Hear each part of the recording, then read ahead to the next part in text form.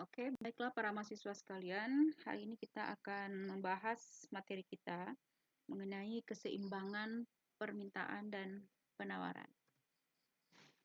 Nah, keseimbangan permintaan penawaran secara umum nanti akan kita lihat beberapa hal penting yang terkait dengan keseimbangan permintaan dan penawaran.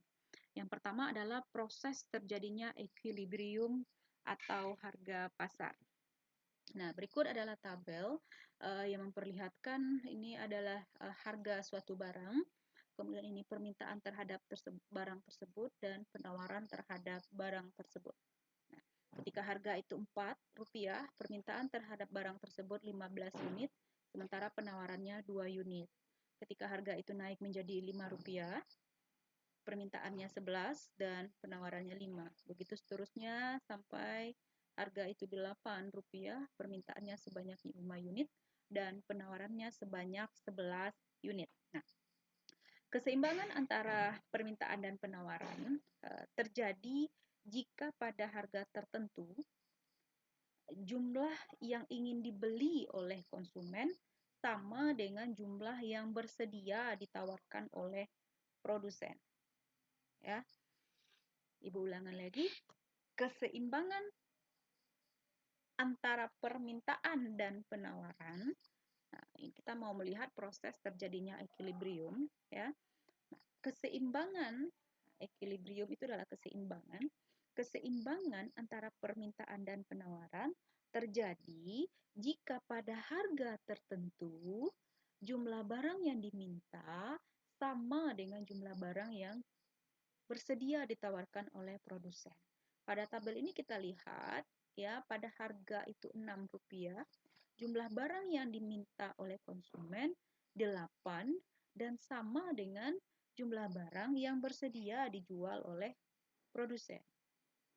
Nah, pada saat inilah terjadinya equilibrium atau keseimbangan permintaan dan penawaran.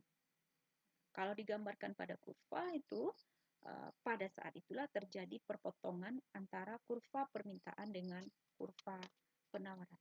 Dan harga sebesar Rp6 inilah yang dinamakan dengan harga pasar. Yaitu harga di mana pada harga tersebut jumlah barang yang diminta sama dengan jumlah barang yang ditawarkan. Nah, pada tingkat harga 6, ya, pada tingkat harga 6, coba diperhatikan jumlah yang ingin dibeli oleh konsumen itu KID-nya 8 ya, sama dengan jumlah barang yang bersedia ditawarkan oleh produsen, yaitu sebesar 8 pula. Nah, pada tingkat harga tersebutlah, pada tingkat harga 6 inilah terjadi yang namanya harga pasar. Pada saat perpotongan demand dan supply tersebut, terbentuklah harga keseimbangan dan jumlah dari keseimbangan. Jadi harga pasar PE adalah harga yang disepakati. Ini kalau kita gambarkan dalam bentuk kurva, ini dia 6 adalah PE, adalah harga pasar yang disepakati oleh seorang penjual dan seorang pembeli untuk melakukan transaksi. Nah, harga pasar tersebut terjadi melalui interaksi tawar-menawar antara penjual dan pembeli. Berapa harga yang terjadi tentu tergantung kepada kekuatan tawar-menawar kedua belah pihak. Nah, jika posisi pembeli lebih kuat, maka harga yang terjadi cenderung mendekati yang diinginkan pembeli. Sebaliknya, kalau seandainya posisi penjual yang lebih kuat, maka harga yang terjadi cenderung mendekati yang diinginkan oleh penjual. Nah, seandainya jika harga kurang dari 6, kalau kurang dari 6 harganya, seandainya kurang dari 6, tentu jumlah yang ingin dibeli lebih banyak daripada jumlah yang bersedia dijual. Seandainya kurang dari 6, tentu orang lebih banyak berkeinginan untuk membeli daripada produsen berkeinginan untuk menjual. Karena produsen yang rasional dia tentu nggak mau rugi ketika harga itu jauh di bawah harga pasar, dia nggak akan mau menjual lebih banyak produknya gitu. Tapi kalau dari sisi konsumen, ketika harga itu di bawah harga pasar, ya pasti akan cenderung lebih banyak untuk membeli. Nah, hal ini disebut dengan excess demand atau kelebihan permintaan. Nah, jika sebaliknya, kalau seandainya harga itu lebih besar dari 6, misalnya 7 atau 8 harga yang ada di pasar, sementara harga pasar itu adalah 6. Jika harga itu lebih dari 6, maka jumlah yang ingin dijual oleh produsen akan lebih banyak daripada jumlah yang ingin dibeli oleh konsumen. Nah, hal ini disebut dengan excess supply. Itu kelebihan penawaran. Jadi yang bagus itu ya yang seimbang. Seimbang antara jumlah barang yang diinginkan, yang ingin ditawarkan oleh si konsumen, seimbang dengan jumlah barang yang ingin diminta oleh konsumen.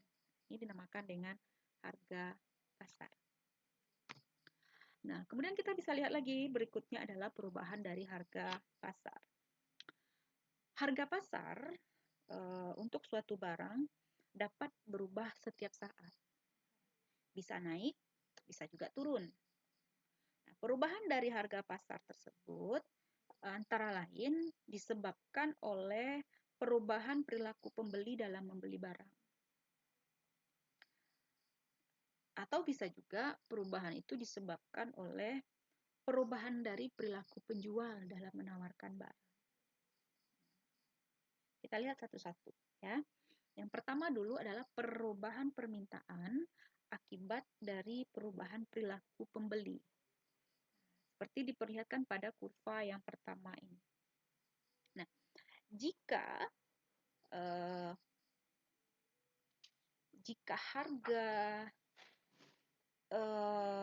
harga dari barang, jika faktor-faktor yang mempengaruhi perubahan dari penawaran itu permintaan. Nah, kalau kita lihat pada gambar yang pertama ya, pada gambar yang pertama ini adalah permintaan D1, D2 dan ini adalah penawaran atau S. Nah, jika faktor-faktor yang mempengaruhi permintaan berubah, seperti misalnya harga barang lain, pendapatan konsumen, atau bisa juga selera, atau yang berubah itu adalah ekspektasi, maka kurva permintaan akan bergeser dari D1 ke D2. Ya, jadi yang berubah adalah faktor selain harga, maka permintaan akan bergeser dari D1 ke D2. Ingat permintaan. Nah, pergeseran kurva permintaan ke kanan atau ke kiri ya, ke D2 atau di sini ada D3 dengan asumsi kurva supply tetap. Nah, ini akan berakibat pada perubahan titik keseimbangan.